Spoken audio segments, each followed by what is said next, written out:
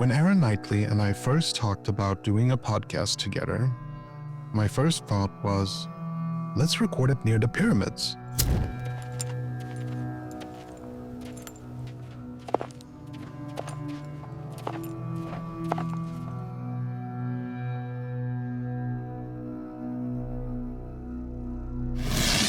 But saner heads prevailed. Yeah, I'm just going to say, Aaron, thank you for this opportunity. I am so happy that we could finally do this. It's really a pleasure to have you on my channel. We just did part 1 on your channel, and that's really cool. I had a lot of fun. I don't know about you, but I had a lot of fun. Loved it. Tom, thanks so much for having me on your channel as well. And we had to, I feel like we had to make this happen. We came into each other's orbit for a reason. And we talk about the same thing. So if you haven't seen Aaron Knightley's content, he basically does have the same passion for talking about wage slavery as I do. But I think that you have like a more practical side to things because unlike me, you have actually managed to escape the 9 to 5. And so today I'm just going to pick your brain. I'm going to find out what it takes. Now, I started a business like earlier this year, so I'm on my way, but I know there is a lot of people out there who want to know, how do we do it? So what I wanted to do is I wanted to ask you a couple of questions, if that's okay. And before we get into that, I just have to do a quick shout out both to your subscribers and to my subscribers, because a couple of days ago, we posted some community posts on social media talking about this upcoming conversation. And I just felt like the love and the support that we got was just amazing, wasn't it? It was, I mean, I'm looking at the post now. So yeah, for anyone who commented on Tom's community posts, my community posts, as soon as we announced that we were going to do this podcast, yeah, the love was real. And Yeah. it just showed that both of us have a very tight and loyal community. So yeah, big thank you from me as well, because it makes it worthwhile doing this. Yeah. Okay, so I have a question for you. I think this is like, we need to hear, I mean, I'm sure you've made videos about this topic before, but for those who don't know you, can you do like, when did you wake up to the truth of wage slavery? Like when did you become aware? Was there like a specific moment, a conversation? Was there maybe, I don't know, maybe a YouTuber who inspired you? Yeah, look, I'm gonna hit hard with it. There was many moments. One was at 20 years old when I had my son. You know, our son came into my life at 20 at a young age. But yes, there was a conversation, believe it or not.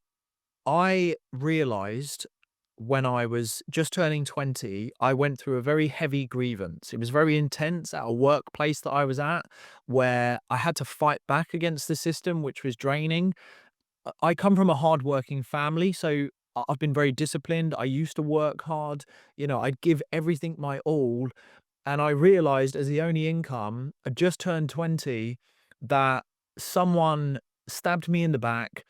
They tried to throw me under the bus, and I had to go through this intense 6, 7 week investigation, nearly losing my job.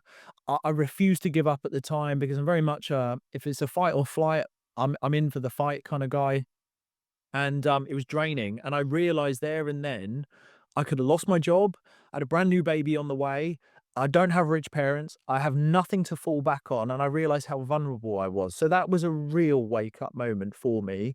And then when my son came into my life, it was a real case of I had all this energy, I had all this confidence. I knew something wasn't right about me giving someone else 40 hours when I didn't know exactly what it was, and I'm sure you felt like this, and I know this is a very common entrepreneurial inner fire. I knew that this didn't sit well with me, and I knew I was capable of more than average. So I was very entrepreneurial at a young age. I was always selling things and, you know, like flipping stuff for money. And because for me to escape pain and the fear of not having money was to make money. It wasn't about how much, it was becoming independent.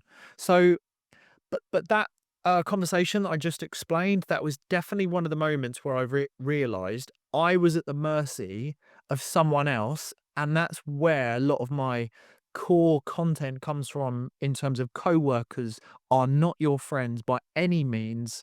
You are you are purely in a financially driven and competitive environment where these people wouldn't normally be in your life had you both not got to be there.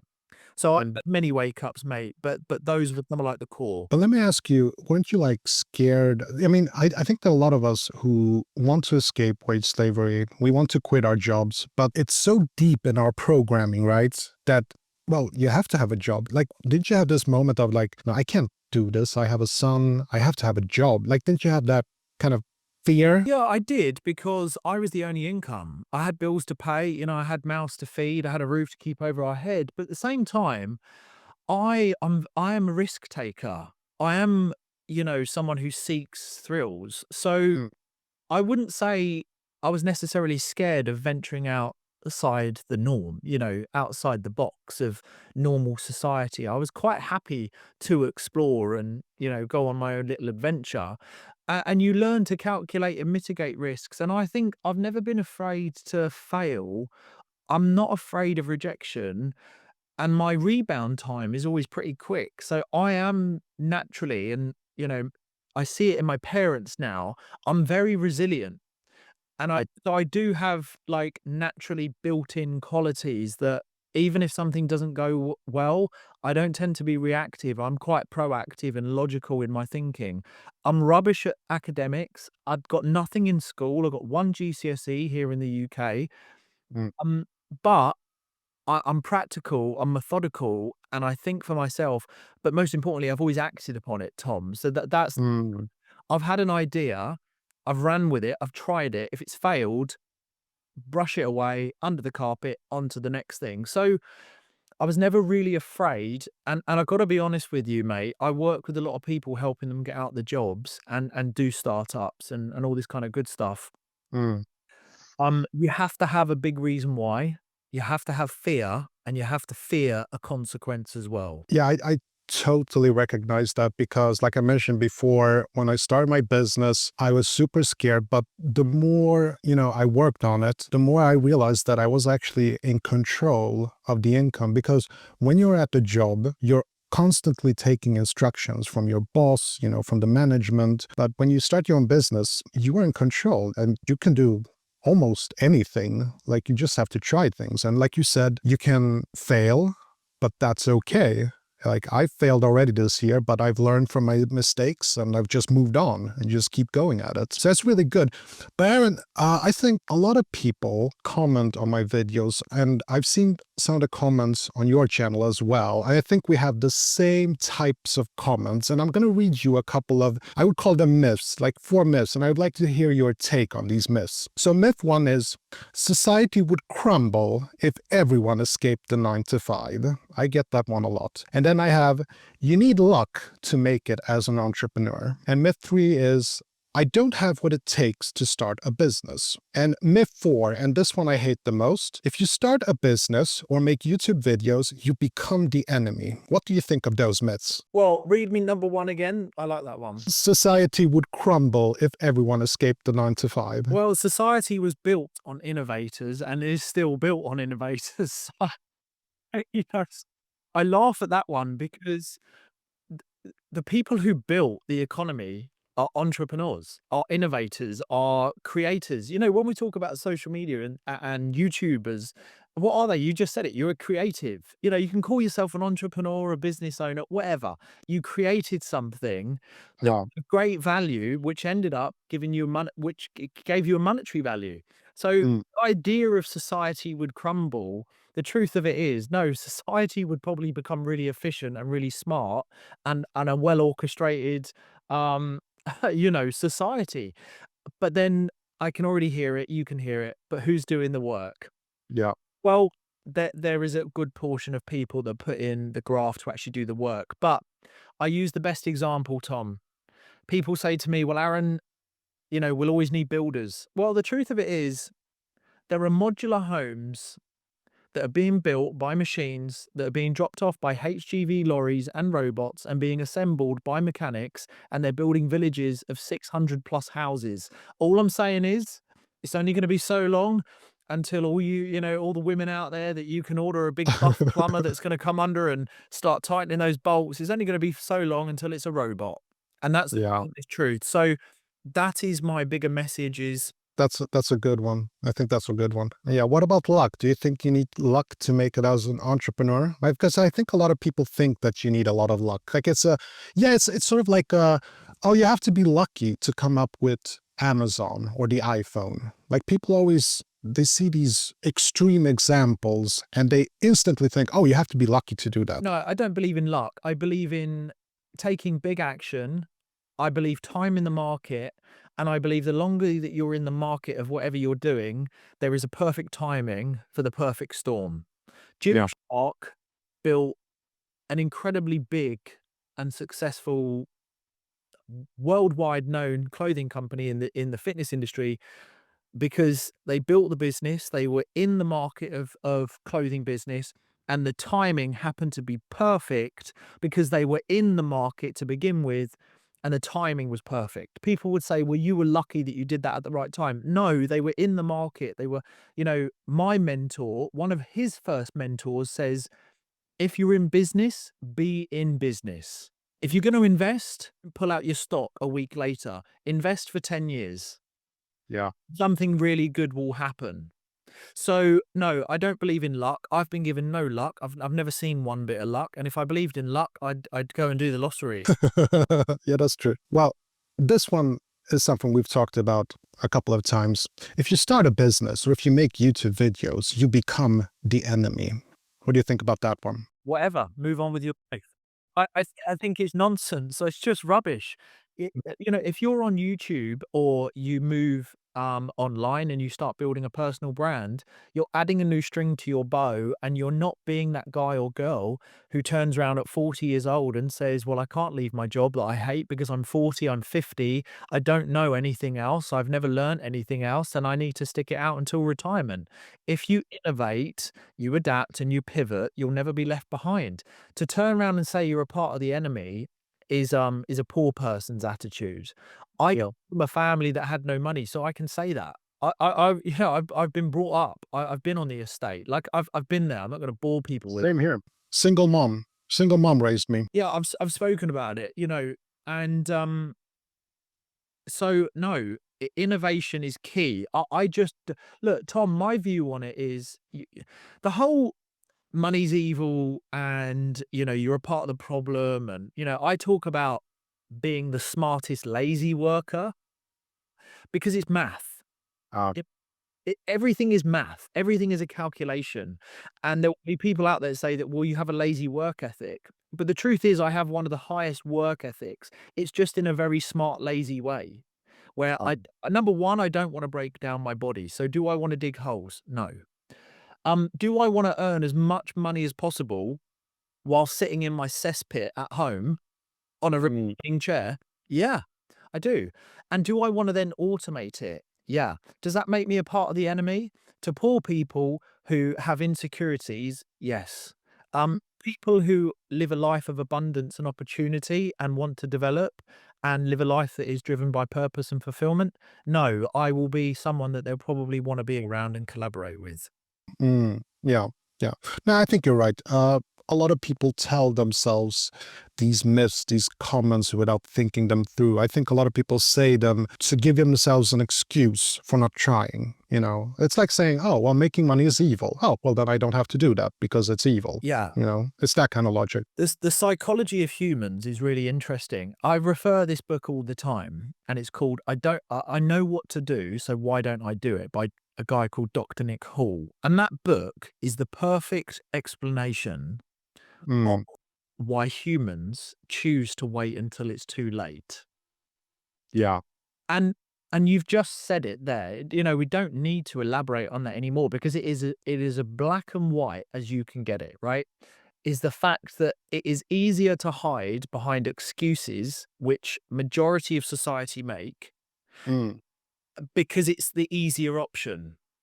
And it's tough love, but it's so true. I mean, people don't want to hear it, but it's so true. And the quicker you understand this truth, the better. Tom, just quickly before we move on to the other myth or next point, isn't it mad how people will watch mine and your content all the way up to 20, 30, 40 minutes just to get to the end, to take nothing positive, to then go against it? Well, Honestly, I do believe that most, like 99% of both your subscribers and my subscribers, they do want to escape. And I think they have the will. I think they really, really want to. They just need that spark. Like we talked on part one that it's my time now. For a lot of people, it might not be the time right now, but we just need to hear the right things or see the right things, to get started. And I think that's what you and I do. We give people inspiration, motivation for that. Can I just say for anyone listening, there's I won't dive into them now, or maybe you can ask me another time, or we reel them off towards the end. But there's 4 evaluations just to do for everyone. To question yourself, have you got it in you? Because not everyone can be an entrepreneur. There will have to be workers. This is a hard game. It takes resilience, and it's 80-90% mindset of just self-belief and being a bit crazy to think that anything's possible. Time evaluation, you have to value time. You have to. It has to be your number one metric. Financial evaluation, and then your social evaluation. You can only win if you're around winners. You have to be around A players. I have made it a baseline mandatory, no budge. I refuse to accept nothing less than surrounding myself with absolute winners. And just for anyone listening, as a test for your audience, Tom, Mm. open up your WhatsApp, everyone, and have a look at the last 10 conversations that you've had. How many of them are doing 10x what you're doing at the moment? And if they're not, get rid. Oh, well, that's easy for me because I've been talking to you all week. So moving on, you talk a lot about the creator economy, basically, building a living around creating content online. And this is obviously something that means a lot to me. It's my passion. And I've tried like crazy to inspire so many people to start YouTube channels. Most of them are on the wait and see list. They'll just, yeah, that's a good idea. Maybe I'll do that someday. And some people, they make 3 or 4 videos and go, nope, it doesn't work. I'm gonna quit. It's not for me. And it's so interesting to me because if you look at the biggest creators, Mr. Beast, PewDiePie, they all started, making like hundreds of videos and nobody would be watching them. And I'm just thinking like, Mr. Beast would have stopped after 4 videos. We wouldn't have known who he is today. My question is, why do you think people fear failure so much? And how can they build up, the resilience it takes to stay consistent when no one's is watching? Because I think that we've convinced ourselves, due to social media and too much doom scrolling, that it's easier than what it is and it's faster than what it is, and that the expectation that success should come far quicker than what it should, should be overnight, or 2 weeks away or 2 months away. And the reality is, the more you're a consumer, aka you watch late at night and you do the 3-4 hours a day of watching other people's lives, you'll see the Lambos at some point, you'll see the Rolex, you'll see the Dubai business class flight, and you'll think, well, how did they get that? And then if you venture to give it a go and you don't obtain that because you've only just been starting out for 2 weeks, you think, well, it's not worth it. Clearly they, they got given it, or they got lucky, or the myths that you just mentioned, they fall back on the myths and they go back to that. Because again, it's a comfort blanket. I couldn't do it, so I'm gonna say that all businesses are risky and no one else can do it because I couldn't do it. The truth is, it's like building a body. You know, Mm. um, I'm in great shape. I'm proud to say that. It's taken me years. Um, the money that I have in the bank has taken me years. The business that I have built, or businesses that I have built, have taken me years. My mindset has taken me years. Um, Anything that anyone has ever done that's great has taken years.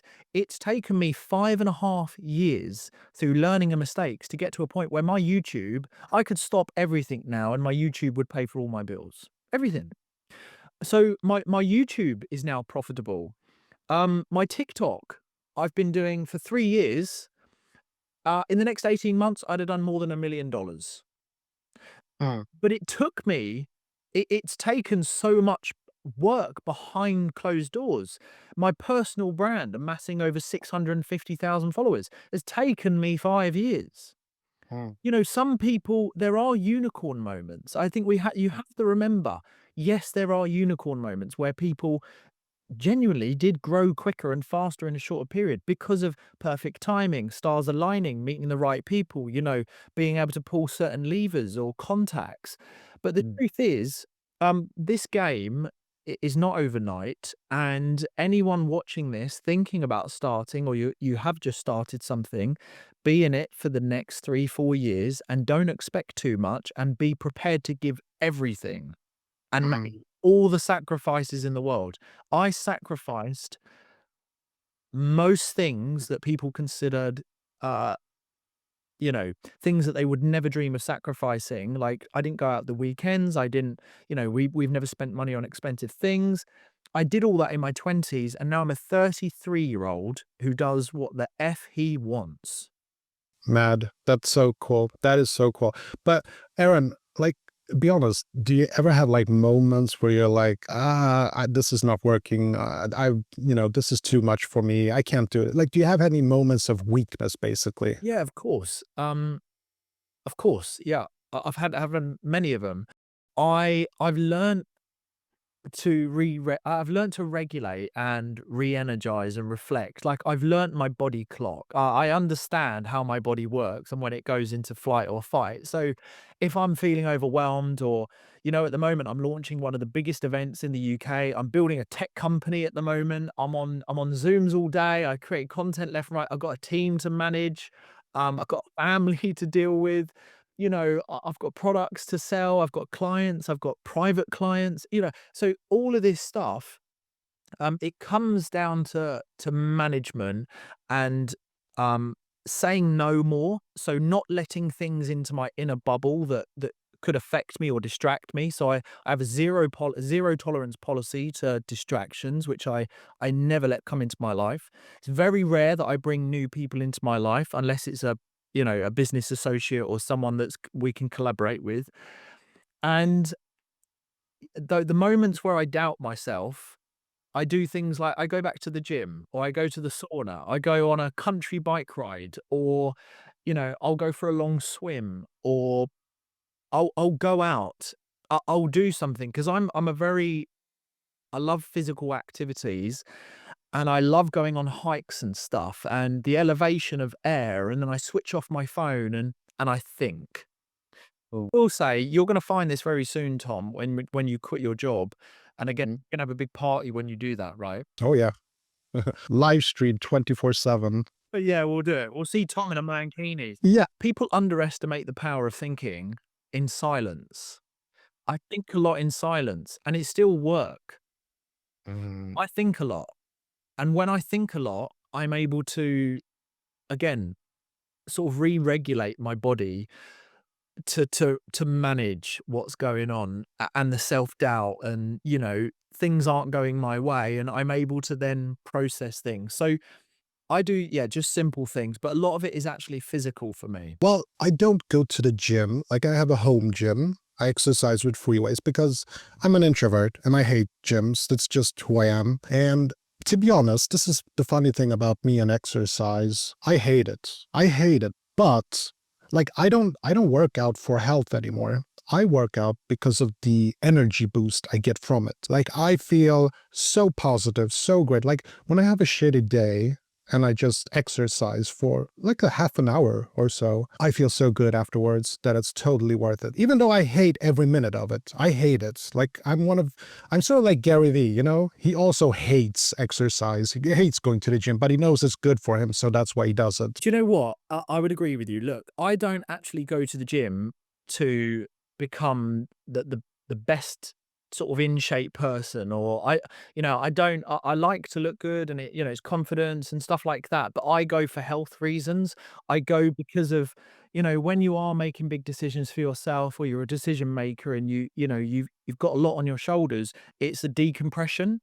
Yeah. And again, it allows you to think. So I am the same as you. I go to the gym sometimes twice every day simply so I can process the amount of information that I'm actually dealing with and that I make correct decisions. So yeah, it's a decompression technique, but also I actually get a lot of work done in the gym. Like this morning, when I was on the bike exercising, I do a half-hour warm up on the bike. Just, I was doing for my leg session today. I'm doing all my posts, my voice note replies. So I'm getting a good half hour of calculated work done, admin stuff at the gym. So again, I'm a big believer in time leverage, and time leverage has been also one of the keys to getting me out of a job, because during my commute, I'd listen to audiobooks. I'd still be doing voice notes, making calls. So the gym, and yeah, it's been great for I me. think it's also an act of exercising discipline. Like, for example, for those of you who haven't started your business, the most boring part, for me at least, and for a lot of people, is doing accounting. I hate accounting, but you have to do it. And so it becomes this thing. You just have to do it. And I think it's the same when you go to the gym. You just got to go and do the work. And that confidence, that it's sort of like an exercise of willpower, you know?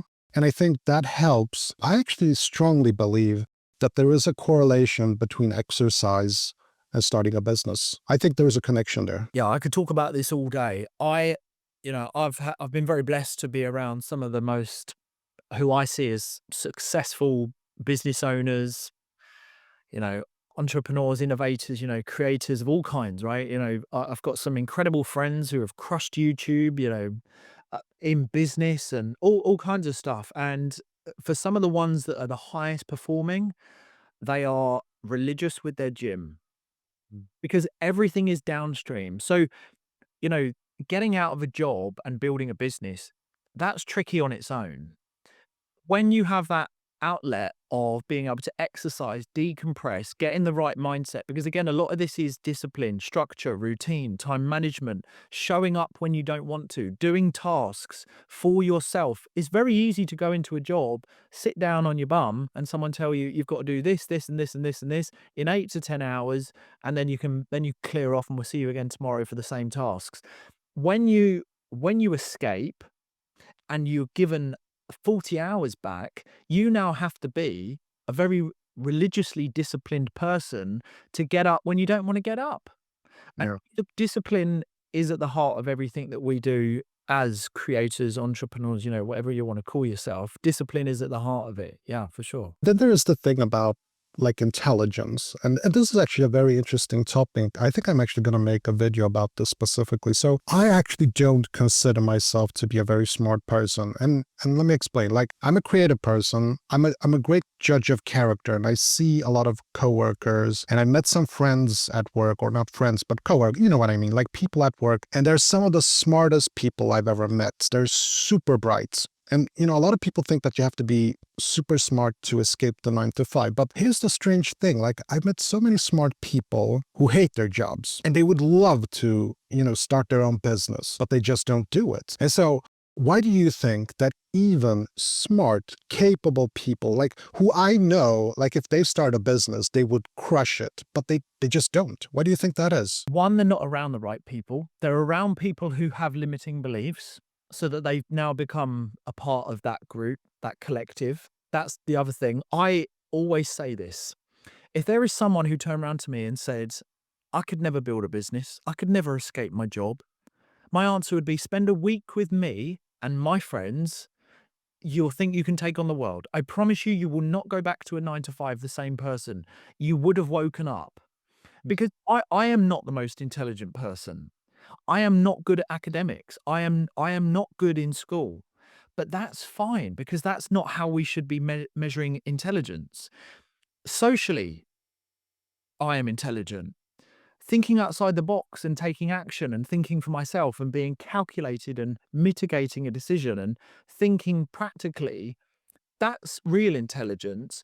You know, Elon Musk says it best. He's not the smartest person. I mean, he's a pretty smart cookie now, but he's got a Mm. lot of wisdom, and he's got 35, 40 years in the game. Oh, But he's not gonna be the smartest person in the room. He hires smart boffs.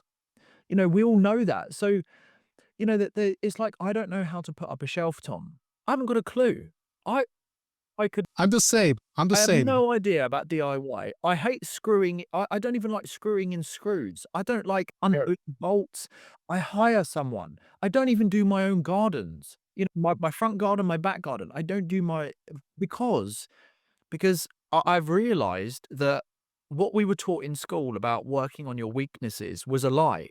You work on your strengths and you just outsource all of your weaknesses so that you can double down on what works. And again, can anyone build a business?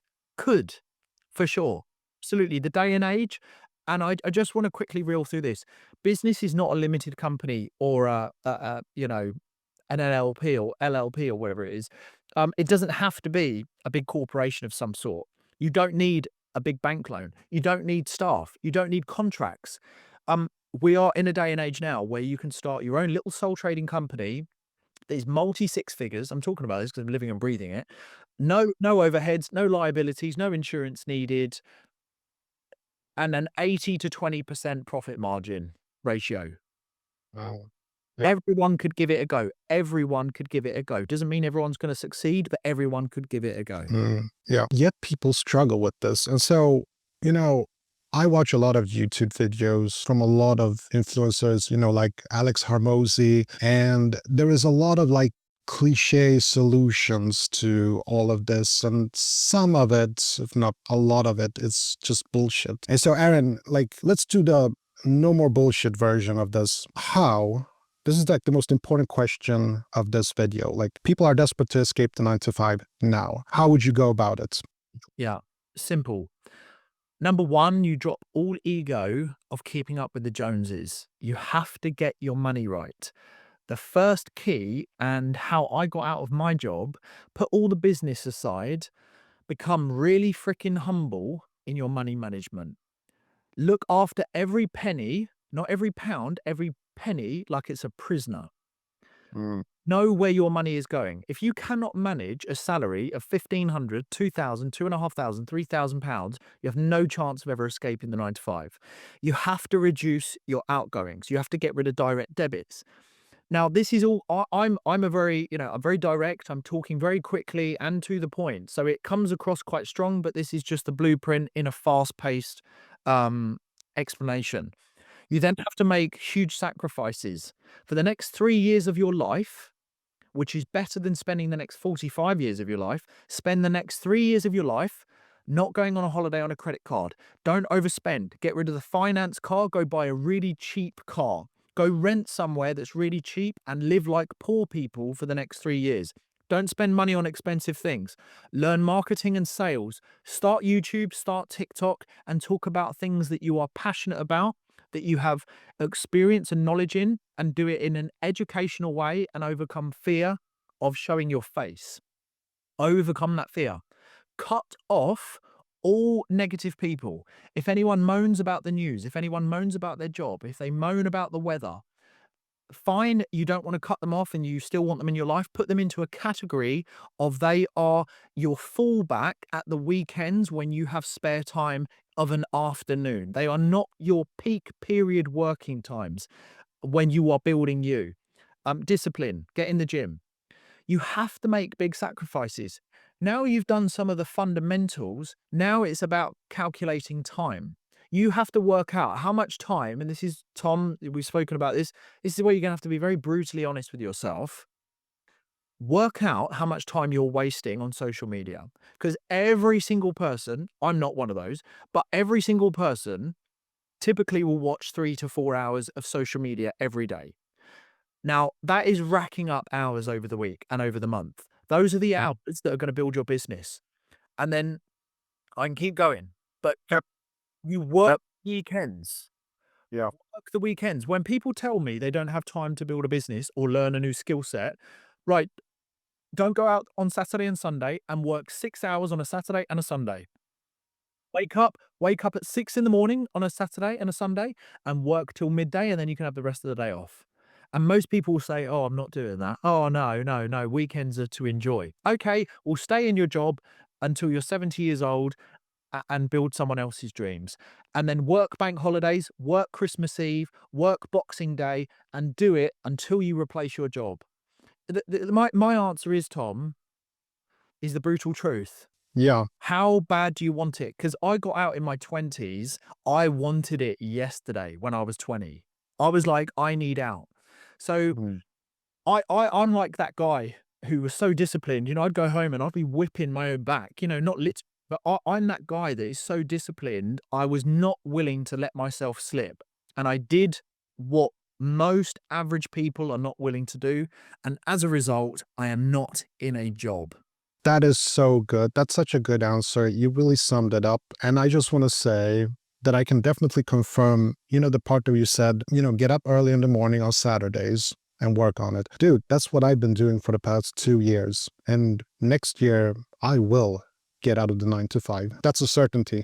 That's a certainty. So I totally agree with that. Yeah, and you have to have the self-belief. You have to you cannot let 1 ounce, and I mean this from the bottom of my heart, you cannot let 1 ounce, 1 sip, 1 drop of poison from someone else who tells you, "Give it up.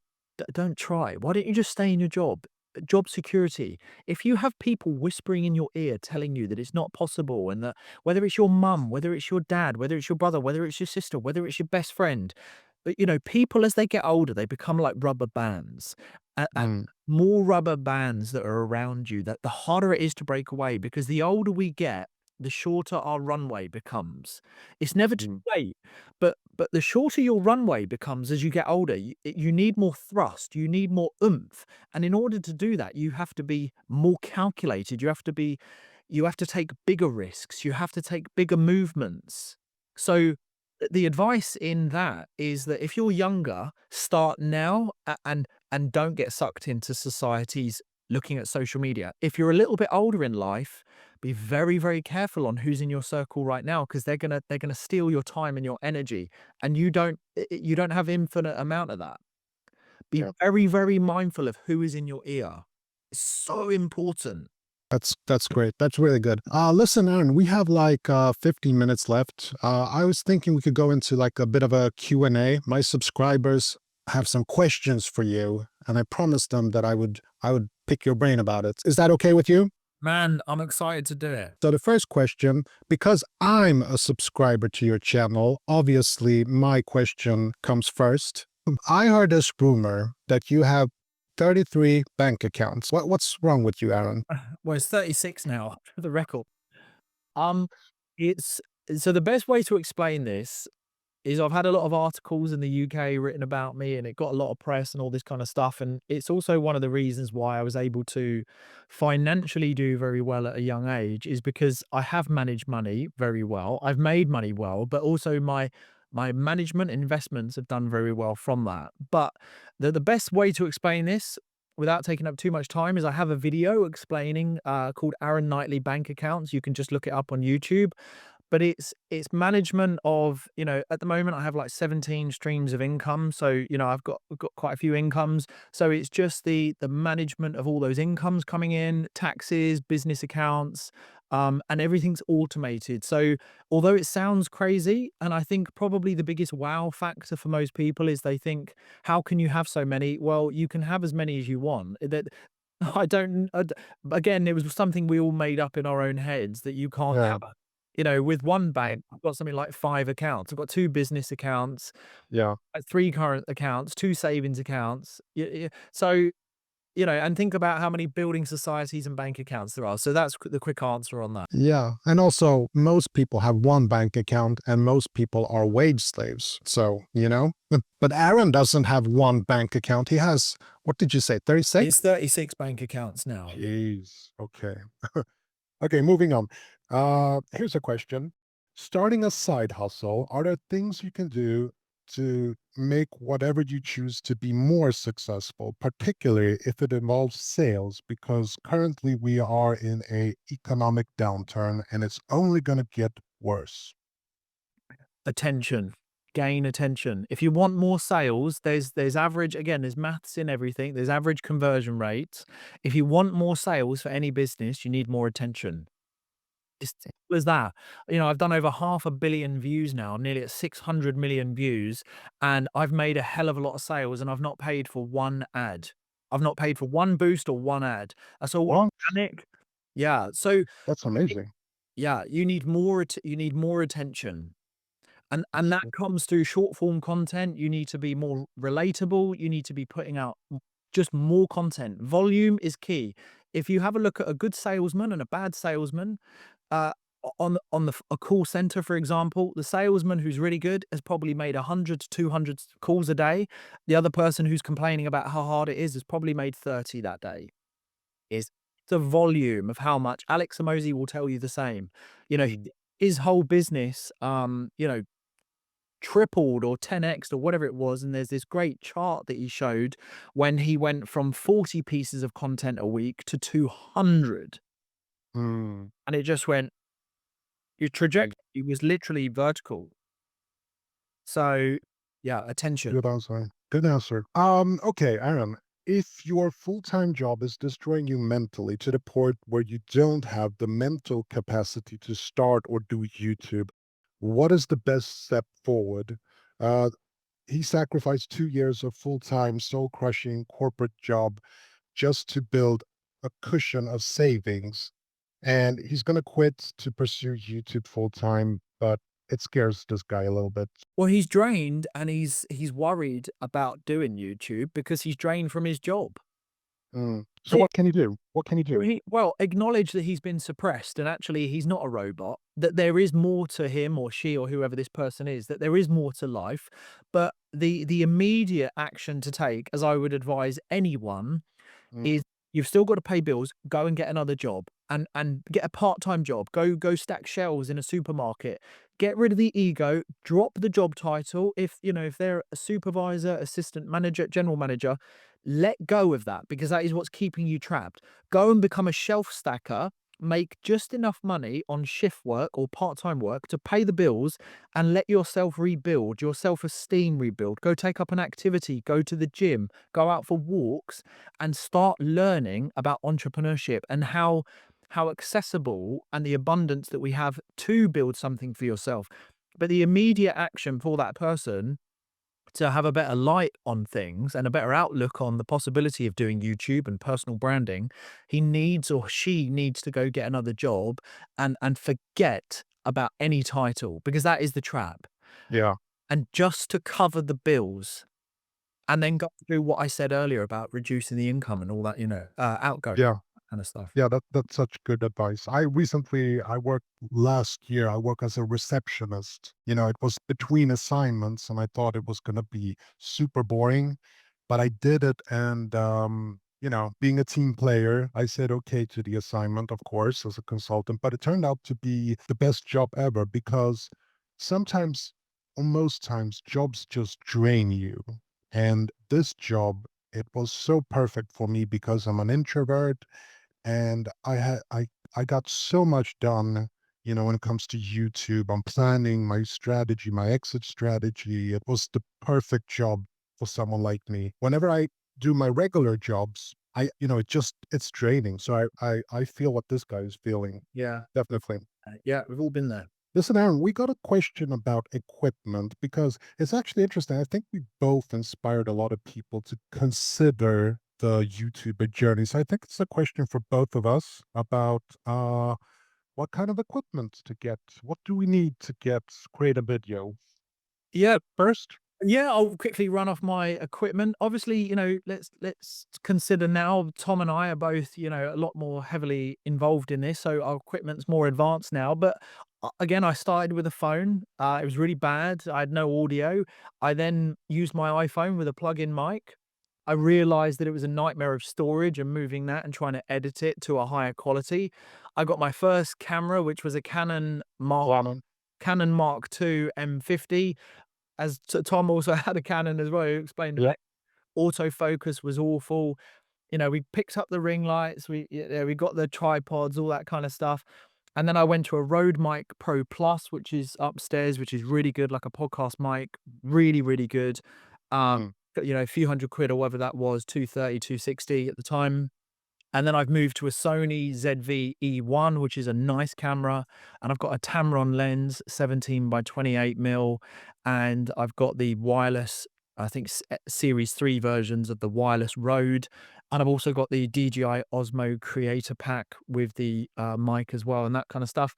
I've got a load of other stuff, but, I think the message is, eh, get the best equipment that you can afford at the time, I think you should start as you mean to go on, because what I'm finding now as well, just as a heads up and a bit of a YouTube tip, is my Mm. mission was always to create high quality content that if my channel ever blew up, the previous videos are so high quality that they can also continue watching those. Yeah. Well, I would just say don't cheap out on audio. Never Mm. ever cheap out on audio. People can watch things visually if it's a little bit crackly, but if the audio's good, they can still watch and listen. So, Yeah. Totally. Yeah, and such good advice. I also have the Sony ZV-1, so that's a good camera, for sure. And I also had my journey with the Canon cameras. This is a very typical journey for a lot of YouTubers, by the way. Uh, but I think, as Aaron was saying, like it's enough with an iPhone these days. These phones are just getting better and better. I would definitely also advise people to just start with whatever they have. And I would also encourage people to get good audio. And it doesn't have to be very expensive gear. Like use a lavalier mic. I think that's good enough. And those are like $10. You don't have to go very expensive, but the audio quality is so much better than if you just record with the, built-in microphones on your phone. can I just say one more bit of equipment? Blue lens glasses. Ah, I wear these all the time. So if you are going to create content or do stuff, protect your eyes. I wish I'd have got these a lot sooner, because these are taking away headaches and oh, eye strain. These were the best £10 I've ever spent in my life. really? Yeah. Oh, that's cool. Okay. Well, this is a very typical question. What do you do? Like, how would you prioritize escaping wage slavery if you have kids on a mortgage and embedded in working a job, doing crazy hours just to try to keep your head above water? How can you strike a balance between wearing yourself off, working a job you hate, doing something you love, while still keeping ahead of your priorities in life? That's a good question. It's a great question, and I'm gonna try and show the camera here. Let me see if I can focus it in. I'll zoom it in. I have a video on my channel, which is called "How to Quit Your Job Without Financial Fear." I have done a lot of videos that I wish I had a seen or that were available to me. So, look, I've been there, so I get it. I get the financial worry. I have people contact me all the time saying, "Aaron, I can't take my job anymore. It's crushing me and I need to get out." And the problem is, number one, you can't escape a job whilst you're financially trapped and you're dependent on the job. You are going to have to pivot and move. So my first piece of advice is, we all have bills to pay. Let go of the ego again, let go of the job title, go somewhere else immediately where no one knows you, and you start afresh. You're going to feel a weight off your shoulders. When you start somewhere new, then it's about building an emergency fund. You need to start you need to start giving yourself comfort financially, or I call it an FU fund. You need Mm, money that you feel that you have, something to fall back on the day that you do decide to leave, or hopefully you've replaced your income to at least 70, 80%. So the answer isn't just quitting. And I've never ever promoted that, unless you are depressed and you're really at a low, because no job is better than any job if you're mentally suffering. That's number one.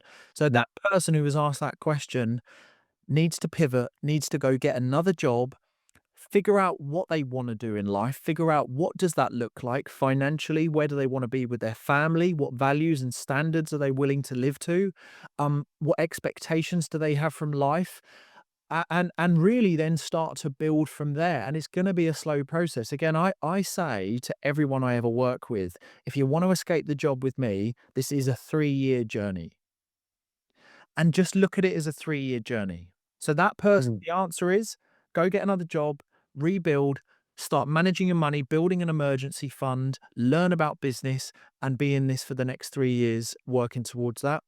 And you can escape. It's possible. I think that's what we need to keep saying. It's yeah, possible. it's brilliant. It's so brilliant. And and here's another question, and I think that this one is very simple, but it's a common. I think this is something that's inside every person considering leaving the 9 to 5. Here's the question. If all goes wrong, then what? I love this one because Yeah. you're starting with failure. Yeah. I've never I'm just gonna speak from my personal experience. I've never said that to myself because you can't. You can't. There is always room for error. There is always rejection. There's always failure, but you can't build a rocket and say, "Oh my god, can you imagine if this actually blows up?" You because you can't, because that fear is going to hold you back from committing and going all in. As the saying goes, you have to burn all the boats.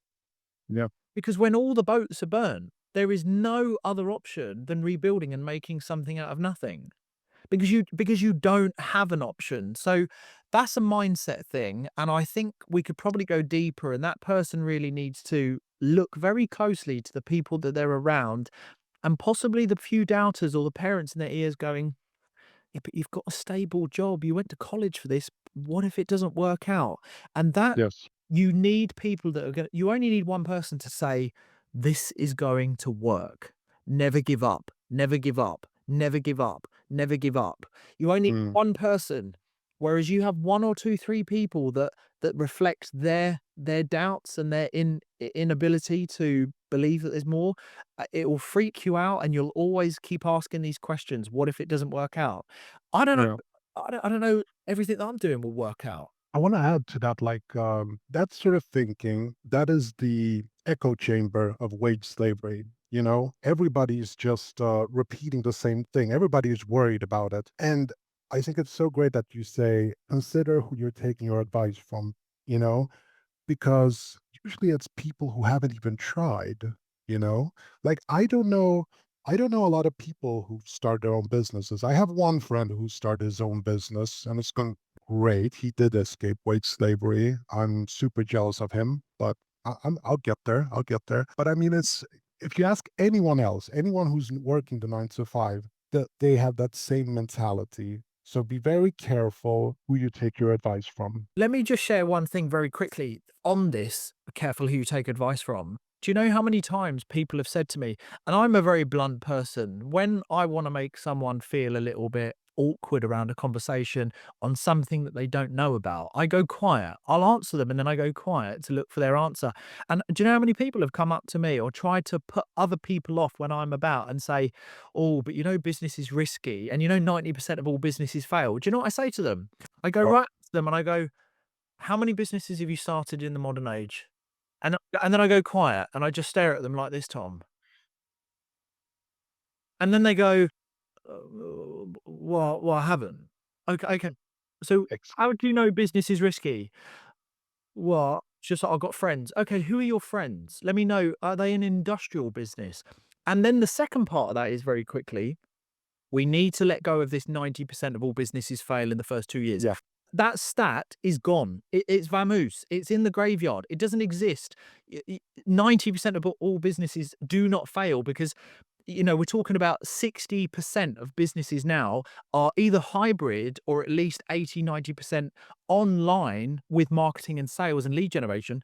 So that the risk is so much less. It's actually around 19% of businesses that fail in the first 2 years that are online. So this whole 90% of businesses fail in the first 2 years, it is total and utter nonsense being spread by corporate conformers. Yeah. Yeah.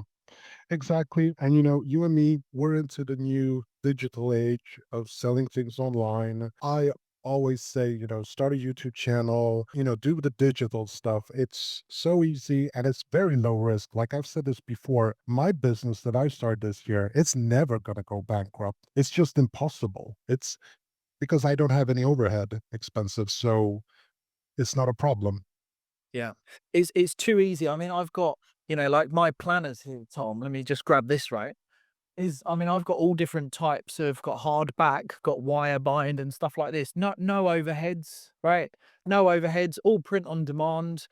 It's like it's like a net salary of about 9 grand a year. It's like a pension basically. I don't do anything for it. Fully automated, all of my starter packs fully automated, my books on Amazon fully automated, my memberships fully automated, my programs are fully automated, consulting I've got to do on a one-to-one Zoom, and then my finance business, my events business, and my tech startup. Yes, I have to be more hands-on and involved, but it's all from Mhm. the top. And then obviously my personal brand. For anyone, thinking about starting a personal brand, do it, because my personal brand now makes multi six figures, and I've been in this for 3 years with my personal brand. So Mm, all online. I do this all from home, Tom, and you do it as mm, well, and you're gonna be, not far behind me. yeah. What a Okay. Well, quality. Aaron, this has been a really great conversation. And as we're sort of ending it, unfortunately, like I could go on for hours. I would really love it if we could do this again. I mean that. It would be so much fun. And if you haven't seen part one, head over to Aaron's channel where we talk more about wage slavery and the 9 to 5. And, if you haven't seen Aaron's videos before, you have to check them out. He's awesome. I've been binge watching his content all week. He's really good. Is there anything you'd like to say before we end this? Oh, no, well, lovely words, mate, and same back at you as well. No, look, it's possible. My message is you don't have to be a rocket scientist to do this. You have to have a bit of gumph, you have to have a bit of flair, you have to be willing to learn and just, take the good, the bad with the ugly as well. And stick with it, because the 9 to 5, as much as we say it, I'm sorry, it's a lie, and we just need to accept that it is totally rigged, and it doesn't have to be your life. And as I say, I'll just finish on that: live a life by design. That's my message: live a life by design, and however that looks for you, is totally possible. So yeah, a world of opportunity, and let's hope more people, and we'll carry on inspiring people to get out of the 9 to 5. I'm sure they will. Thanks to guys like you. Yeah, and you, man. Okay, well, that's it for today. Thanks and see you later. Awesome.